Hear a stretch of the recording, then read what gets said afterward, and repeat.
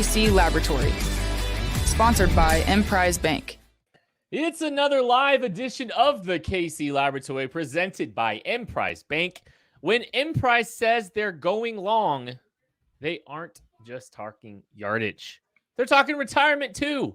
Save for the future you've dreamed of with Emprise Bank, member FDIC, our partners in Possible. So appreciative of them. Everything they have done for us here at KCSN. Thank you to Emprise Bank, member FDIC. And thank you to my dear pals for joining me today. First, find them on Twitter at Chief in Carolina. Maddie Lane, how are you? How are we feeling today? Well, actually, Kent, thank you for asking. It's been a rough go. Not only did the Chiefs lose yesterday, when I went to bed, it was like 60 degrees here. And when I woke up, it was like 24 degrees with 25-mile-an-hour winds, like 3 inches of snow on the ground. I had to sprint outside, cover up all the animals. There's open windows in the chicken coop. The pigs have no walls in their house because they keep breaking it. And while you guys play your small violins, that's okay. No, that's okay. You're going to feel real bad here in a second, okay? I'm going to lock my ducks up tonight. All the snow on the roof is making it collapse. I'm having to hold it up so it doesn't fall on top of me and them as I kick them out and lock them out of their house. So yeah, play your small violins, Kent. Now you're going to feel bad. I feel bad for the animals. I do. I feel really bad for the animals. It's okay. A roof and snow only fell on my head. No big deal, guys. No. I believe that you'll be fine, Maddie. I've seen you endure hardships before. You're good. You look okay. You're good. You look great, okay. Oh man. My Can't say the same about the win. Chiefs yesterday. Unfortunately, yikes. Lose the game to the Bengals. Kent, let's get into it, buddy. Do we have to? We do have to. It's a big deal. We have to. This was painful. We were talking yesterday after the game, just like we're in a DM all the time. And this one hurt for just so many reasons. Like you just look at it, you look at how hard this team fought to get out of the hole they dug themselves in, to be 2 games up on about everybody except for one team who is running on fumes to the finish line. That's the Tennessee Titans. And the Chiefs needed to run the table. They needed to participate in 60 minutes of fairly officiated football. They needed to execute defensively better. They needed to execute offensively better in the second half, and they didn't do it. And now a lot of beautiful opportunities have been about eliminated. The Titans and the Texans play in Week 18, and the Titans go Texans, but the Texans have a lot, or the Titans have a lot to lose. Ask the Chargers about that Texans team, okay? Yeah, I know, and it's in Houston, but I'm not even gonna try to get my hopes up. There is just way too much on the line for the Tennessee Titans, who will potentially be the worst 1 seed I can remember. But it's just a really painful loss for a lot of different reasons, especially considering a lot was kind of out of their control with the refs. Listen, talk about it. Yeah, let's talk about it. First of all, everybody listen, gear it. This is going to be a 60-minute show. Let's not beat around the bush. It's going to be a long show. There's a lot to unpack about this game and moving forward. 60 minutes can't. I'm sorry. You can close your eyes down a little bit. This is going to be a long one, all right? The people want it. They're going to get it. Secondly, yeah, the refs were bad. The refs were really, really, really bad. I know Kent has a lot more harsh feelings on the refs than I do. I think the refs very clearly played a role in how this game went down, but I think it's more on the Chiefs for allowing themselves to be in that position than it was the bad calls the referees make. I will say this, though. How you miss 3 false starts, that's what really gets me. Like, we can go into how bad the hands to the face was on L'Jarius Sneed or the defensive pass interference on Sneed, which was one of the worst calls I've ever seen. Ever. But it's the 3 false starts that really got me. Like, how do you miss 3 false starts, one of which you called encroachment on the Chiefs on somehow? Like, that's just wild. And I don't even think those were the biggest plays. Like, none of those 3 missed false starts impacted the game as much as some of the other calls. But it's just those 3 were bad. The last one was real bad because they were on the 1-inch yard line milking the last 3 minutes of the game, and that puts them in a very difficult 3rd and 5 situation. They were going to make it. You seen this defense? I don't know. It's hard to throw a fade outside the numbers 30 yards down the field from the 5-yard line. They'd find a way. They probably would. I think the outcome of the game was affected by the officiating. I mean, Sure. Craig, I think you had a stat like something about. I saw you on Twitter today. Something about how many third and fourth down stops this team got that were negated by some kind of penalty. What was it? Yeah, it's 4 stops essentially, 3 third downs and a fourth down there at the end of the game. There, those drives ended up being extended, and the Bengals were able to score 20 points on those drives. 20. Now, some of those, I'm not trying to say that all of those are bad. Certainly, the one right before the half that Rashad Fenton had was decidedly pass interference. The very first one was incredibly soft. Now, I've seen it called before, but incredibly soft. So I can even take those two, throw them out the window. Man, you give me that one L'Jarius Sneed one. That's the very first play of the fourth quarter.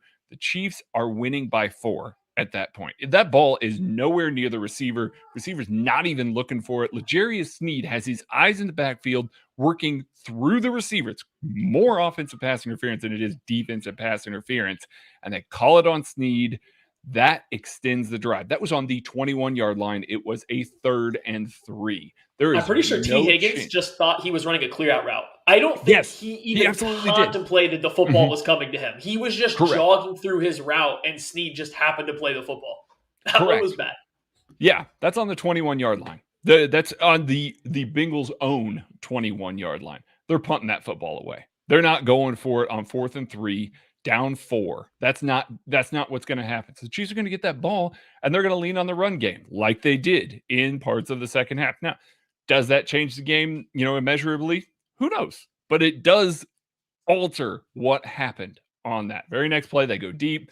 They beat Charvarius Ward. They go down the field. They score. Obviously, defense needs to step up in that scenario. They didn't. I'm not going to say that they were great in that scenario, but that's a game changer right there. Defense shows up, gets a 3 and out, and an unequivocal 3 and out there, and it just gets wiped off the board. Like, we're sitting here talking about Spags' game plan, about everything. We'll get into the defense and stuff like that later. Oh, we will. The narrative entirely changes if a crew that is maybe a little more forgiving of some handsiness in the secondary, if they do that, this game is completely tilted the other way. We're talking about a blowout. Like, it really is one of those scenarios. So it sucks to see it factor in that much. Defense still has to play better than they did. Don't get me wrong.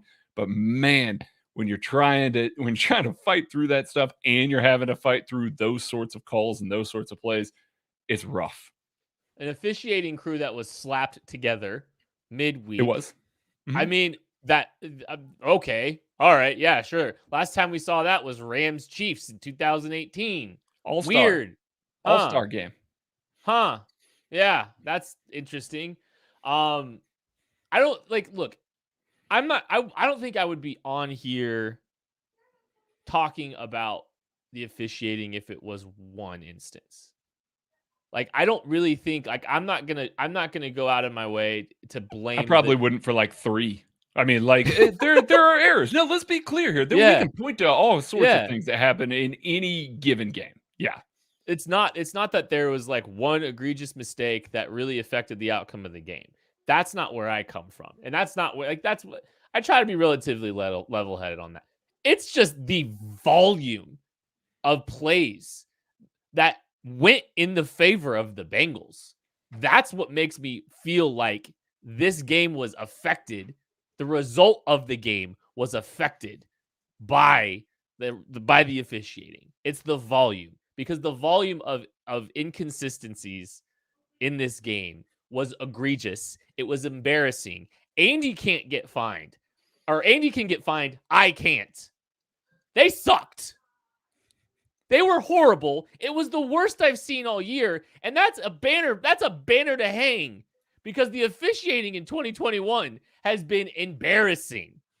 I don't know why these guys have full-time jobs and ref on the side. Just make them full-time employees, because they are making way too many mistakes. This is just, it was a colossal embarrassment. How do you feel about this, Kent? I told BJ this in the live show, but I'm going to drive it home again now. The same side judge called both Rashad Fenton pass interferences, but L'Jarius Sneed's pass interference, and L'Jarius Sneed's personal foul of tackling Jamar Chase through the whistle, I guess. And he misspotted the ball at least 3 times in the game. Now, I can't say he's missed any of the false starts, but I do know the same guy made all of those mistakes. How does that make you feel? Worse. One guy did those. To be fair, at least he was consistent with his badness. Like, let's be real here. The man was consistent with his terrible calls. It just feels even more blatant. He probably is the one that called Jesse Bates too. He would have been on that side of the fourth quarter, so he probably called Jesse Bates pass interference on Travis Kelce too, which was a pretty soft pass interference. It was bad. It was bad too. Yeah, so it was really at least it went both ways, I guess. Mm-hmm. It didn't. There was too many iffy calls that went in this favor of the Cincinnati Bengals. Yeah. So like, it drove me nuts. It was infuriating, and I'm not trying to absolve the Chiefs of issues because they had their issues. It's just that like that off the top is just so immensely frustrating. And I don't think I think the Chiefs didn't need to. The Chiefs, what was that Chiefs game? A C game? Ooh. C plus? Offense was better than a C. Probably we can talk about the second half there being pretty bad, but the offense was clicking. They were humming in that first half. Defense, C-ish. Yeah. Let's go a B minus game, B plus, B plus. I'm giving them a B range, but it was like a leisure B. It's like they knew the material, so they just kind of slept walk through it and just still got a B without actually trying. Because, boy, offensively and defensively, I think there was some times you could see guys weren't giving 110%. They're like, hey, we've been here before. I think especially early in the game, it felt like they were in control offensively.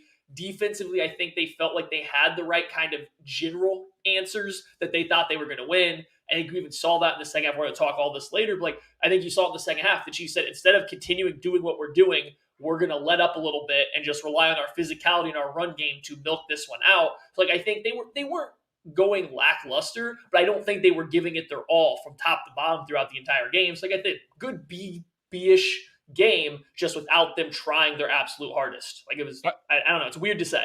My point is that was good enough to win, and probably win handily. I think. I seriously think that I think a few plays in the refereeing, the outcome is just drastically different.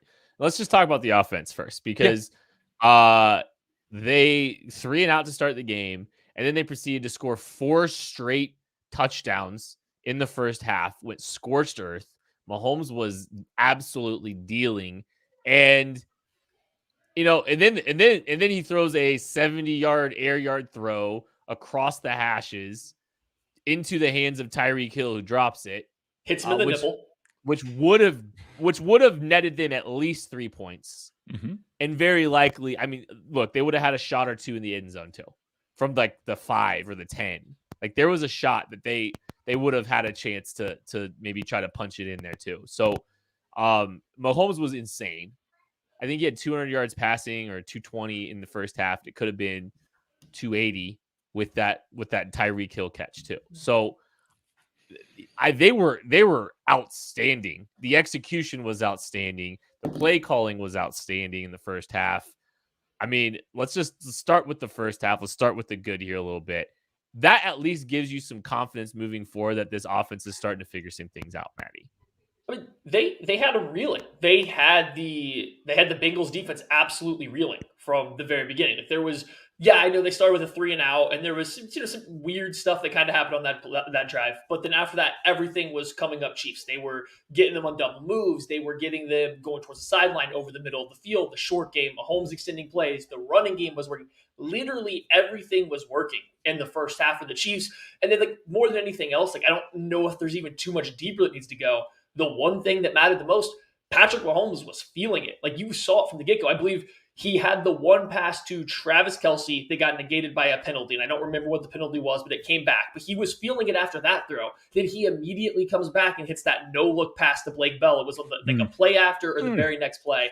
And like it's just he was all over. He had every answer they possibly could have had. Like his stats could have looked even better if that other ball that hit Tyreek Hill on the face piece was caught and he didn't drop that one too in the end zone, which the Chiefs ended up scoring. But like he was killing the Bengals in the first half. He was by far the better quarterback through one half. I would say Patrick Mahomes' first half was better than Joe Burrow's second half even. And the stats might not say it because Don't Burrow get me put started. up a lot of production. But Patrick Mahomes was the best player on the field in that first half. I don't think there was anything the Bengals could have done to slow them down. I actually think if Tyreek Hill brings in that long pass, even if it's just a field goal, one, I believe they're scoring a touchdown. But even if it was just the field goal, I really do think that game is over right then and there. I think that breaks the Bengals' spirit. I think that ends the game right then and there. Unfortunately, he dropped the ball. And then we got the second half. We're going to get there later. Yeah. And unfortunately, the touchdown by Byron Pringle. Excellent special teams run back there that went for a touchdown right before that long. See, talk about all the things that the Chiefs did to shoot themselves in the foot there, but they were Still a flag. largely clinical. Yeah, I know, another flag, but they were largely clinical by, in the first half. They really were. They felt inevitable. They really did. Every time they got the ball, they were going down there and they were scoring. The Bengals started to figure out the Chiefs defense a little bit, and they just kept giving the ball back to the Chiefs, and the Chiefs would just answer. Whatever it was that the Bengals were doing, they would answer. Even more so because the Chiefs held the Bengals to a field goal there at the end of the second half. Then the Chiefs special team scored a touchdown that got called back, and the Chiefs almost had another one that went for that. So, like, it's one of those that you look at this performance and, on the whole, again, second half, not good, but that first half was about as good a football as we've seen this offense play this year, within, the understanding that the Chiefs were down, multiple offensive linemen. They had guys playing out of position. Joe Tooney at left tackle. You had Nick Allegretti at left guard. You had Andrew Wiley once again filling over at right tackle. Like, this was an awesome performance by these guys, missing starters, having some execution issues still, but it still felt like when they got to third downs, when it felt like when they got to those scenarios, like that 1st and 20 that Maddie's referencing there after that penalty, that no look throw to Blake Bell, that just felt like, oh, this is it. This is the Chiefs offense. And that's it. We've said that a lot over the past 3 weeks now. Like, it feels consistent. Yes, they are playing within a structure. Yes, it's not exactly the same, but there's enough glimpses of that happening right now to where you can get really excited about the things that they're putting on tape, the things that they're doing at the right moment here. That first half, it really was terrific. This game was a doozy when we are 20 minutes into this show and we haven't even talked about the fact that the Chiefs were on their third offensive left tackle. I mean, that's remarkable. And and they didn't allow a sack. 4 pressures. I mean, it's yeah. Is Joe Tooney Joe Tooney might be the best left tackle in this football team. Mm-hmm. He was so good. Like, it was an afterthought along that offensive line that they were dealing with the kind of attrition that they were dealing with. I mentioned this on the KCSN live post-game show, and it's a credit to Brett Veach because Brett Veach goes out and aggressively corrects the thing that he thinks kept his team from winning a Super Bowl. Last year, the Chiefs lost their 2 starting tackles, and so they lost him to injury. What did he go do? He bolstered the depth, and he grabbed a guy in Joe Tooney who can play left tackle in a pinch if a disaster strikes at your tackle position. So they paid him a lot of money, and he slid in to play left tackle and was outstanding to yesterday. And like that depth that they built has been tested this week, and they answered the bell. All year. They tested throughout the year. Yeah. I mean, it's like, Lucas Niang's been missing a lot of time, which, I mean, that sucks. And now he's going to miss the entire year this year. So he's years into his NFL career, and man, that's tough. But I mean, the fact that Joe Tooney's here is you can go to battle with Joe Tooney at left tackle. There's no doubt about it in my mind. And that was really encouraging to see. Maddie, thoughts on Joe Tooney's second watch? I thought he was good. Yes, he was very good. I think have slight concerns with his ability to hold up against longer pass rushers, guys that are going to play with power and length, because there are some instances, whether he's playing on the inside or a couple times at tackle, where he was bull rushed into the pocket a little bit. And that's just such a big no-no for Andy Reid and Andy Heck. Like, you can't lose that way as an offensive tackle. So then that's kind of been the issue with Lucas Niang when he has been healthy, is where he gets beat has been on the inside a lot. So, like, I think that's one concern you have with Tooney playing on the outside. However, I think he put together the best performance when you consider who he was going up against at left tackle for the Chiefs this year. So I'm kind of talking out of both sides of my mouth with that one. It's just he was going up against a good competition. It just happened to be a guy that would play perfectly into his style, a guy that tries to beat you with his hands and with his energy and his motor and doesn't happen to have a lot of length. Tooney did a really good job against Trey Hendrickson, who's given a lot of guys fits this year. So it's going to be interesting to see what the Chiefs do going forward. I can see from a stylistic point of view how he would make sense. He's a good athlete. He can get out in space. He can do a lot of what Andy Reid used to do with Eric Fisher in terms of getting in space, in terms of run blocking at tackle. He just doesn't have anywhere close to the size or the power that Andy has preferred out of offensive tackle. So it's going to be interesting to see where they want to go with him. Hopefully Orlando Brown is healthy. I mean, you don't want to ever see him, go down. I think he's been playing better too. So we'll see where it goes. We're talking about Joe Tooney. The guy replacing him, Nick Allegretti, I think had a quality game too. I don't think Nick Allegretti's played that great when he's been put into the lineup for the Chiefs. I think there's been some very clear issues, especially in pass protection or getting out in space. But in this game, I think they protected him a little bit, and maybe that's part of the second half offensive issues. But I do think that he acquitted himself really well and had some really nice run blocks going down the field. Yeah, no, he moved bodies in the run game. He blew some holes open. It was great. It was great to watch that. Let's get into the second half. Let's get into the second. Ken, you start we here. Have to? Get us. Yeah, we do because it's one of the major talking points here. It's one of the reasons why they ended up losing this game. Chiefs get 3 possessions. They put 3 total points on the board. Yes, there's a 3 and out. Yes, there was a penalty. There were some drops.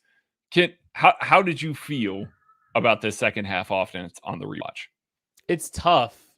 3 possessions is just like I don't want to I'm gonna look at it from just like a big picture. Like 3 possessions is not a lot, and one little thing going wrong in one possession, in 2 of your 3 possessions can just drastically affect the outcome of that game.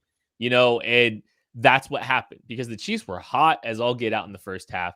And then the possession number got reduced really significantly. That's a credit to the Bengals for extending drives. It's a credit to the refs for extending drives. But when you get that few of opportunities, you got to capitalize. You got to maximize them. And I look at there's a Travis Kelce drop that was big. I look at red zone offense, and they stalled out in the red zone. It wound up being a major factor in this game. And I think you got to execute down in the red zone, especially when there's so many few opportunities, and that's really one of the biggest things. 4 points off the board there too. So that was really disappointing to see. That's really the one I'm holding on to. Like I'm holding on to the Kelce drop one. I'm holding on to the red zone possession too. Like that wasn't great. Craig, should I rile Kent up even more real quick?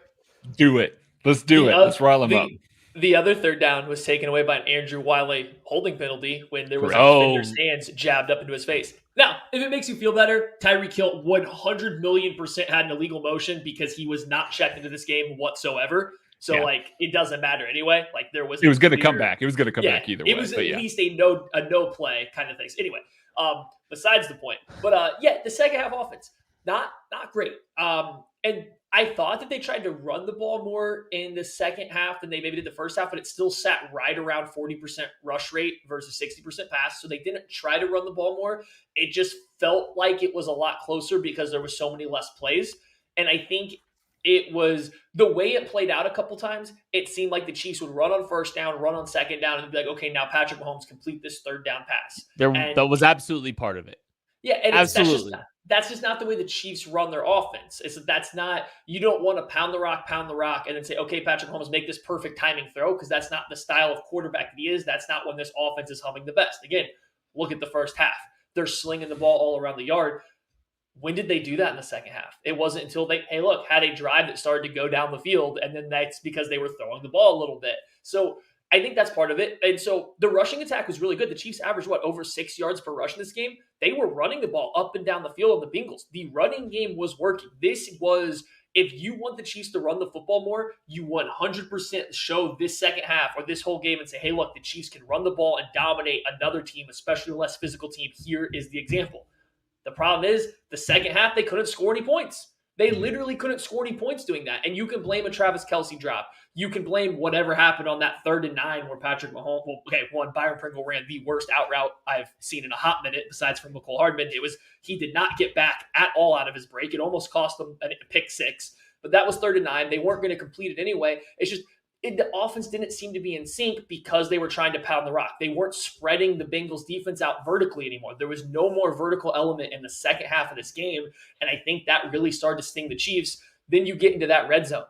The red zone, that was the bad one. You want to know why? I went back and watched every single 3rd down, the Bengals brought pressure. Now, they usually brought a blitz and then had a defensive end drop out on the other side. It was a zone blitz, but they were bringing an extra person every single 3rd down, then dropping someone out.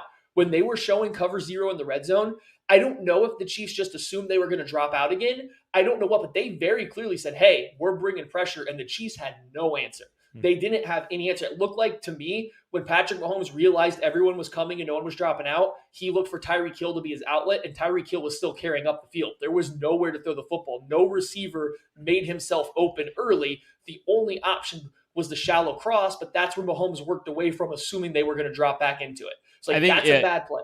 I think they might. There was one. I think they're like Kelce might have come uncovered up top in the boundary. Yeah, but you're working behind the blitz though. They had that side protected. He wanted to work behind the blitz. I know. I'm just trying to explain to everybody else. He's trying to work behind Bates, who's uncovered, and I think Tyreek Hill is supposed to get out quicker. Like, instead of making it a 5-yard speed out, he ran about 8 yards, and you can see when Mahomes went over to him, he was still running vertically. And like, just that play, that small execution misstep right there on something, that killed them.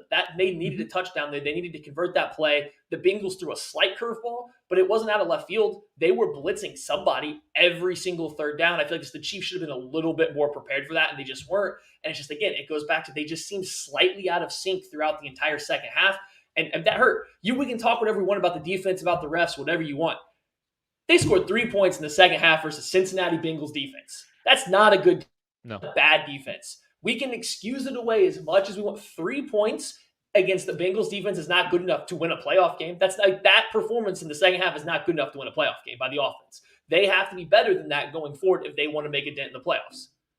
Yeah. I mean, as good as they were in the first half, they struggled with execution in the second half. Whatever the case may be, like Maddie said, like, everybody's talking about the Andrew Wiley holding penalty that would have set the Chiefs up on the 30-yard line, but it didn't matter. Tyreek Hill was bringing that one back too because of an execution error. You had a drop in that. You had everybody not being on the same page in the red zone against a 0 blitz. Like, these are the things that the Chiefs, early on in the season we're maybe struggling with a little bit, maybe not in the first 4 weeks, but like weeks 5 through like 10, they were really struggling hard with some of this stuff. And it just seemed like it was on the upswing. And especially when you compare it to that first half, when you see, there were some drops still on that scenario. Yeah, there were a couple of execution errors, but then everything after that was easy. Like, it was just minor speed bumps in the way of easy, effortless moving the ball. And then you go to the second half. Like you said, you play a little more conservative. You try and shorten the game up a little bit, which, I mean, we talk about the 3 possessions all the time. They did it to themselves. They really did. And some of the run game, qualms that we had, the only possession that they really scored was that final possession. So they were playing from ahead those first 2 possessions. Correct. That resulted in punts, little game management. Hey, we have the lead kind of thing. Not something we're not accustomed. We're accustomed to that here in Kansas City a little bit with Andy. We are. And unfortunately, just the execution wasn't there at all. They needed to move the ball. The Bengals, the Chiefs did come up with the stop. They forced a punt on defense on the opposite side of the ball. They really did, and had some really long drives that they were a part of on defense. Chiefs offense needed to help them out. We've seen throughout the year here, when one side of the ball is not playing particularly well, the other side of the ball has helped them out. And that's part of why they were able to rattle off this win streak here. And neither side of the ball wanted to help the other one out. But you know who's going to help you out? Our good pals at Macadoodles, now coming to Lee's Summit in summer of this year. We're in 2022 officially. Woo! This year, Kansas City is getting a Macadoodles. You're going to want to go there because they are going to help you out. They're going to give you the best recommendation that you can possibly get for any of your alcohol sales. Like, you want to go there to ask these people and say, hey, listen, I like this, I like this, I like this. They're going to say, guess what? You're going to love this. You're going to take it home. And they're going to be right. That's going to be the best part. And it's not going to cost you an arm and a leg. They're going to have an awesome selection.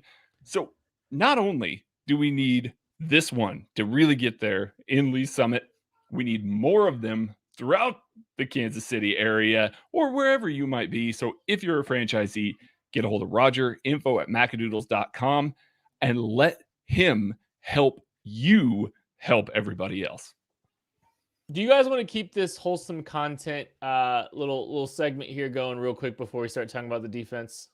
I got one more offensive thing. So yeah, go ahead. You get. No, you go first. You go first. Okay. Let's just talk about general philosophy. How come every other team the Chiefs face seems to trust their quarterback more than the Chiefs want to trust their quarterback when the game's on the line?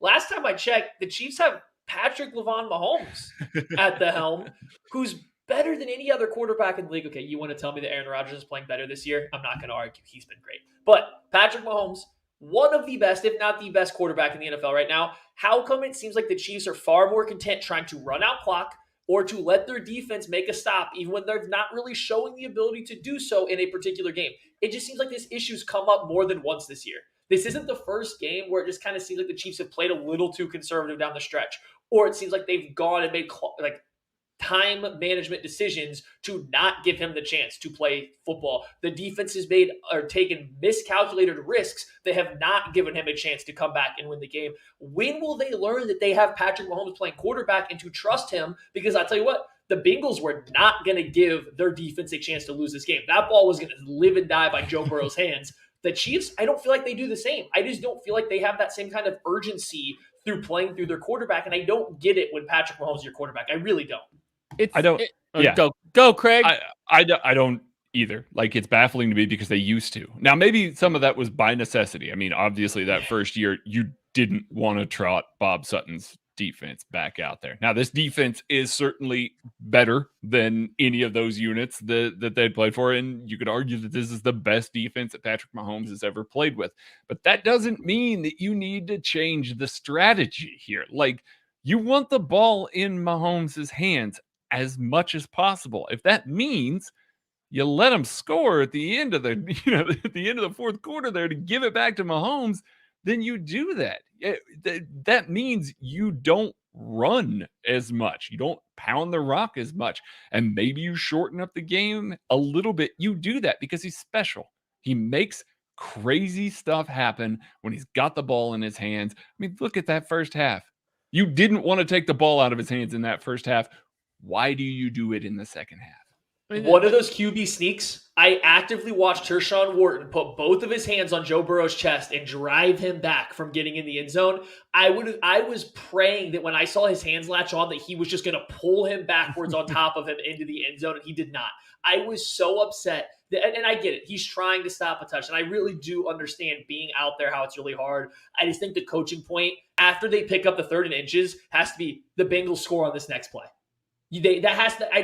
I feel a lot more comfortable trusting Mahomes than I trust having the opposing kicker miss a field goal or the opposing coach do some kind of weird go for it on 4th down 13 times because of penalties or whatever the Bengals were doing. Just let them score.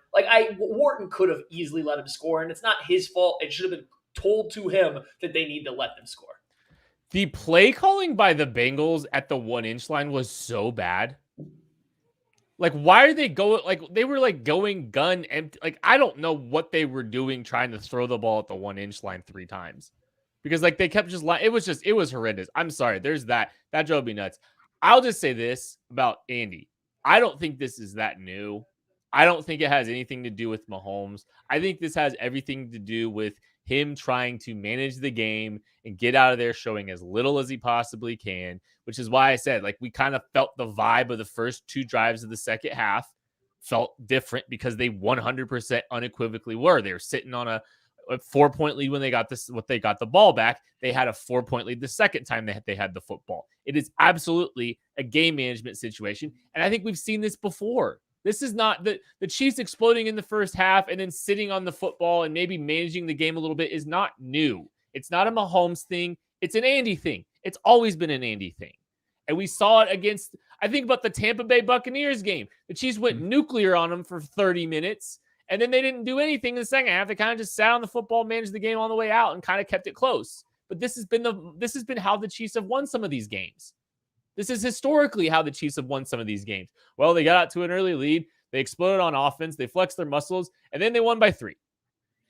It's just finally coming back to bite him. And Andy's probably got some pretty good instincts on managing some of these games because he's had a lot of success doing it. And maybe the out of his control factors, aka the horrendous officiating, really affected the outcome of that game and how but that's what happens when you live on the margins. Like, he never steps on people's throats. Ever.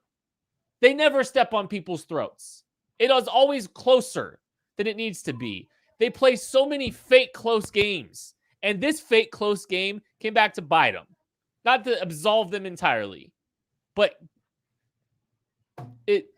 that's on Andy too. And the last 3 minutes of the game was horrendously officiated too. We'll talk about the defense in a second. I want to pause real quick for some wholesome content. We're going to pause for some wholesome content real quick. Is that okay, boys? Okay. Sure. Great. Sure. All right. I want to congratulate my friend Joshua Briscoe on getting engaged this weekend. Hey. It was wonderful to see that. And it was wonderful to see that our dear pal took my advice and went to Ruback Fine Jewelry. Our dear pals at Ruback Fine Jewelry. I'm telling you, when I say that I've been telling my friends where to go when they're looking for their engagement ring, I'm not joking. You weren't lying. I ain't lying. I just couldn't tell y'all the friends. And one of the friends was Josh Briscoe.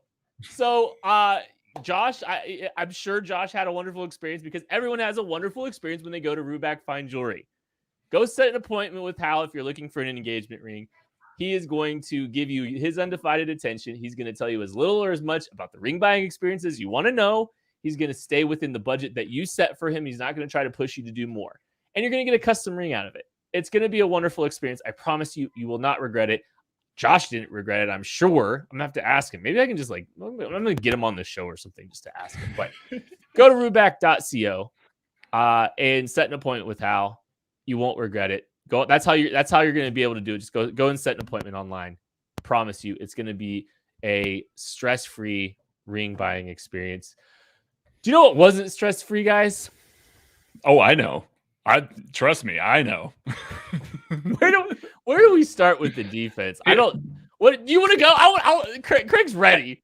Craig's ready. I am. Go.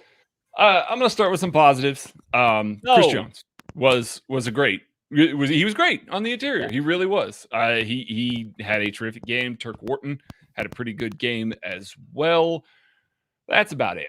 The rest of the defense struggled. It was either a roller coaster where they had some good moments and then they had some bad moments, or they were just largely bad in, namely the guy that everybody wants off the field, Dan Sorensen, right now. Dan Sorensen played 30 snaps, and I think everybody remembers most of those snaps, unfortunately. The Chiefs ran a lot of two-read coverage against this Bengals offense. And if you go back and you watch or listen to the game preview that Maddie and I did. Now, real quick, Craig, what is two-read coverage? Two-read coverage is basically like a two-man coverage where underneath, if there is an outbreaking route, essentially the cornerback that's out there has a zone turn, he opens up, he's reading with his he's reading the outside receiver with his periphery, and he's reading through the quarterback to the second receiver. If he sees the second receiver with an outbreaking route that would typically go underneath him in man coverage, he switches and passes the vertical route off to the deep safety. Everybody saw that happen with the giant touchdown to Jamar Chase, where Dan Sorensen did not get over the top of that route. Now, they had adjusted the depth on, what he has to read, because if the number 2 goes vertical, Dan Sorensen has to take that. So they adjusted the depth of it, obviously, and it was really difficult for him to stay on top of. But he didn't. That was the point. He didn't. Ran a lot of two-read coverage, and the Bengals were able to kind of look at that and see, hey, we can play our offense, like Maddie and I talked about, that's basically just our dudes are going to go out there and win. win these 50-50 balls. We're going to be better than your guys on the outside. Spagnuolo wanted to force throws to the boundary. That's what he has done the entire time he's played in Kansas City, is forcing low percentage throws to the boundary. It's basically like playing the analytics here, where you're saying, listen, if we're going to allow these throws, they're going to be the lowest percentage throws that they can possibly attempt. That's what Spagnuolo did. Jamar Chase went God mode on the outside. They played an offense where they said, our dudes are better than yours. And guess what? That dude was better than them. And unfortunately, they didn't come off that 2-read coverage. They didn't try and help out their guys on the outside. It didn't matter if it was a blitz or not. They didn't offer enough help to those guys on the outside. And you saw what happened in the second half when Joe Burrow just went, you know what? He's down there, and I'm going to trust him to go up and get that ball. Now, not very many receivers are going to be able to vacuum it in like Jamar Chase did. So it's not like it's a bad strategy for Steve Spagnuolo. It's obviously worked for him for years now, but his inability to change and move off of that 2-read coverage was ultimately the downfall, because it just allowed so much stuff to get down the field. So let's talk about why they would be running 2-read so much. And like Craig mentioned, it kind of goes back a little bit to what we talked about in the game preview. This Bengals offense isn't particularly nuanced. It's a lot of our guys are better than yours, so we're going to let them be better than your guys. And so what they would do, they would line up with a relatively wide split on their outside receiver. They would not bunch the receivers up, and they would run, hey, guess what? An out route from their inside guy, and their outside guy ran a fade or a post. The post was 100% always just to occupy somebody. It was never an actual part of the progression that Joe Burrow went through. So he didn't throw in the middle of the field at all day. All they did. Real quick. I'm sorry. Maddie, you talk so much about how just like this was just a boomer bust offense. You've been talking about this all year. Oh my.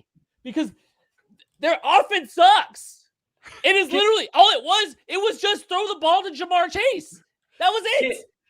This has not happened yet. They had answers for everything else. This has not happened yet, but I will say this. If you want to know how this game went without watching it, you can literally listen to Craig and I's game preview.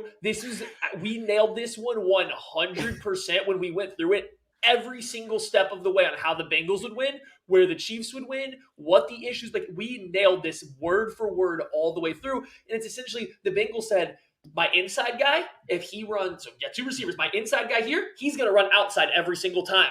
My outside guy is going to run straight or he's going to run inside. That's it. That's all they did. And what kept happening is they had a lot of success running out routes from the slot. Jamar Chase's first big touchdown was an out route that the Chiefs did not play 2-read on. They were in quarters coverage, probably because they were in a nickel and they were in some form of zone. Snead did not travel across the 2 receivers. He was over a tight end, didn't get that. But anyway, Jamar Chase ran an out route. They hit him. He then ran through every single person because nobody felt like tackling, scored a touchdown. From that moment on, anytime the Bengals were in 2x2, it was 2-read. Any single time. The Chiefs, now, sometimes they played what is called cougar coverage, which means the outside corner would act like he's going to play man coverage. He would turn his back to the ball, then turn around and try to cut an out route. They did that to the Uzomah tight end, tried to cut an out route. Charvarius Ward walloped him as Tyrann Mathieu drove on the ball because they were trying to trap him. The Bengals saw that. They said, hey, next time we're just going to launch it deep to Jamar Chase, and that's where you got the touchdown. So they were playing 2-read because the Bengals had success attacking the space towards the sideline. They were having success taking their slot receivers or their tight ends and running to space. Guess who else got beat on one of those too? Dan Sorensen got beat on one of those out routes. So that's why they were playing 2-read coverage. That's how come that Sorensen touchdown happened. Now, this brings up my question. Why didn't the Chiefs cone or bracket Jamar Chase a single time? I get it. I talked about it on Twitter today. That's not something Steve Spagnuolo does. He does not double team an outside receiver. That's just not in his wheelhouse. That's not something he normally does. He's seen that coverage before in his life. That's come across his desk before. Why did he not try it a single time? I don't know. Because here's the thing. Even if Joe Burrow is going to throw it up anyway, because like he said, F it, Jamar's down there somewhere. Joe Burrow is still a very calculated quarterback. And if he sees that safety rolling over, if he sees that vertical bracket or whatever kind of bracket they're going to put on Jamar Chase, he's going to go, cool, one of my other very good receivers is open. He's going to move off of Jamar Chase. You're going to play more into what the Chiefs do better in that scenario. It is baffling to me. It has been baffling to me for 3 years now. Don't get me wrong. It's been baffling all along. When the Chiefs see these stud receivers, they don't like. You see how it happens against the Chargers. Like you see when it happened against DeAndre Hopkins in Houston. Like it, you see these guys just. He puts a lot of trust in those cornerbacks, and that's a tough ask for the guys that they've got out there to stand up and try and wall off against what's inevitably coming. We should talk about that next then too. Yeah. Mm-hmm. Kent, you can jump in here though. I see you. This wheel's turning. Well, I was just thinking about the outside corners, and okay. Yeah, that's. Go for it. I'm sorry. I just like. I just like we talk about like literally there's like one like we talk about these low percentage throws all the time, and like you want to give credit for the Bengals hitting throws on the outside, and Jamar Chase it was insane. Like it was one of the most insane performances I've ever seen in my entire life. Awesome. He was so awesome. My goodness. Oh, I'm not going to slight Joe Burrow. Those throws were those were great too. Yeah. I'm except for the slight him. I mean, but like it wasn't a complete performance the same way. Like I'm not a fan of what we're gonna hear in the narrative we're gonna hear about the Burrow versus Mahomes performance, because Joe Burrow's performance was fueled more than half of his yards on fade routes. And yeah, credit to throwing the fades, but there was a more complete performance in more areas of the field with more, with levels of difficulty from Mahomes. I know fades are a low percentage throw. They are not to Jamar Chase. They are not. And like, I mean, just credit to him for making. I was more. I guess what I'm saying is I was more impressed with Jamar Chase than I was with Joe Burrow yesterday. I'm just gonna say that. I think that's fair, but I think this is going back to. I want to talk about these outside corners because we talked a lot going into this year that the cornerback is a position of need. I still have people now that are asking me, edge and wide receiver, the Chiefs' 2 needs in the first round. Like those are the number ones, like, cornerback. And then everybody always fires back with Charvarius Ward because he's a free agent, right? And I'm like, no, it's even if they keep Charvarius Ward, I think they need a true number 1 corner because I think you saw in this game that Charvarius Ward's biggest issue up until this season, which he had been great this year at playing the ball vertically, that's still not a strong suit. And I think you can see it in this game. Like maybe it was a lack of being challenged this year. I think there has been some improvement. He's definitely playing his best year at cornerback right now. But I watched back in some of these chase catches down the sideline. Yes, his body is in the correct position to defend them, but he's not. He's not actually in a position to really defend the ball outside of the one that he got his hand on. There's so much space to the sideline. You look at most of these throws, Jamar Chase has a good 2 to 3 yards between him and the sideline to still work with because Charvarius Ward didn't get the jam on him, didn't squeeze out the sideline enough. You look at a lot of them, Jamar Chase is turning to find the football, and Charvarius Ward's still trying to fight into his chest because Jamar Chase has stacked him and put him on his back. Now Jamar Chase is leaning on him. He's controlling the tempo of everything about the play. He's the one that can react to the ball because Charvarius Ward's he's in the right spot. He's just slightly out of position to actually make a play on the football. I think you even saw it a couple times when he did try to turn. His feet got crossed up, and Jamar Chase was easily able to move him out of the way. Now, I know people are going to cry about offensive pass interference. I went back and watched these. I didn't see offensive pass interference. I saw a strong receiver just be better than a cornerback downfield. I just saw them fighting, getting with the chicken wing. He was getting his arm up under Charvarius Ward's and moving his out of the way while he went up to reach for it. I just think Jamar Chase played the football significantly better all the way from the release to the catch point. That's an issue. And Rashad Fenton just looked outmatched. Rashad Fenton's had a great year. He just looked out of his element playing against T. Higgins, Tyler Boyd, and Jamar Chase on the outside.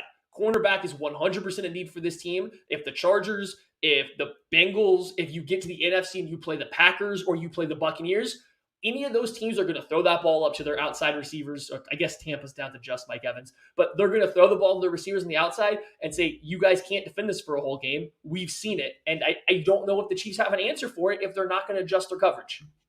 And, that's not to say that Steve Spagnuolo won't witness this performance and say, hey, look, like we got to do something against this if we're going to see this in the future. Maybe a little more willing to switch off of that and go forward. Guys, I want to move to another part because we're focusing on just the corners here. I want to move to not the thing that everybody is going to talk about this week. I want to talk about missed tackles. The Chiefs had 7, and I counted them, 7 plays that just on should Jamar have been- Chase's touchdown, right? Just on No. the first touchdown? Oh, okay. No. 7 plays that should have gone for negative yardage if the Chiefs would have wrapped up and tackled. Some sacks that they missed that went for positive yardage, some run blitzes where Joe Mixon was able to juke the linebacker out of their shorts in the backfield there, some bubble screens out on the outside. Heck, even the one that L'Jarius Sneed got called for hitting too hard on the sideline, that's one that he was closing on and was going to meet him in the backfield and didn't, and it extended. And so he was behind Jamar Chase a little bit, had to drag him down, ended up with that. So this 7 plays. This is what this defense has kind of prided themselves on over the past, 8 weeks, creating negative plays, staying ahead of the sticks. Other than the Chargers game where they were missing several of their best defenders, they have largely done that. And they've been able to get into the dime. They've been able to dial stuff up that has really benefited them. Instead, they missed out on so many of these. Like the Bengals were just barely skating by on a lot of these sets of downs. One negative play makes a massive difference, and they missed 7 tackles. 7. And I realize Burrow's hard to bring down. Jamar Chase is ridiculously hard to bring down. I get it. I understand why on some of these. But when you miss 7 tackles that could have gone for negative yardage, you're throwing away series of downs at that point. You just really are throwing away series of downs. So that was a massive problem for this Chiefs defense all day long. When conversely, Tyreek Hill and Travis Kelce, the 2 best yak players for the Chiefs, I feel like they went down in first contact every single time in this game. And I'm not like knocking them directly for that. It wasn't like it was something with the field, with the web, whatever it happened to be. Just the Chiefs skill players weren't making guys miss at the same level the Bengals guys were. There was a couple times that Hill caught the ball in the middle of the field, and instead of being able to make someone miss, he just eventually got corralled. And Travis Kelce, there was one where Jesse Bates speared him right in the thigh where he could have ran for a first down. All he had to do was just bounce off that tackler, make a miss. Jesse Bates, who isn't a good tackler at all, came up and was able to bring him down in the open field, just one-on-one. It just happened to be the Bengals tackled a lot better in this game, besides against the run. I don't know what they were doing against the run. That was bad. I am determined to end this show in under an hour. So let's go ahead and get to stickers, slaps, and spirits. Oh, wait a minute. We didn't even talk about Steve Spagnuolo. We haven't even talked about 3rd and 27. How are we going to get out of this without talking about 3rd and 27? All right, Craig, we got 3 minutes and 27 seconds to talk about this play. Real quick, 3rd and 27. We already talked about it. The 2, that cover 0 blitz. It's happening on 3rd down. They allow a 30-yard gain to the outside. I went back and looked at Steve Spagnuolo's numbers and what he has done on 3rd and 11 plus over his past 3 years in Kansas City. 16% of the time he has sent a blitz. That is the first time that he has ever gotten beat sending a blitz on 3rd and ultra long. Now, I'm not going to argue that he shouldn't, that he should have blitzed there. He shouldn't have. They should have kept a lid on this thing. I get what he was trying to do. He's trying to create a negative play, trying to force them to punt rather than taking the field goal. You have Patrick Mahomes. You don't need a negative play.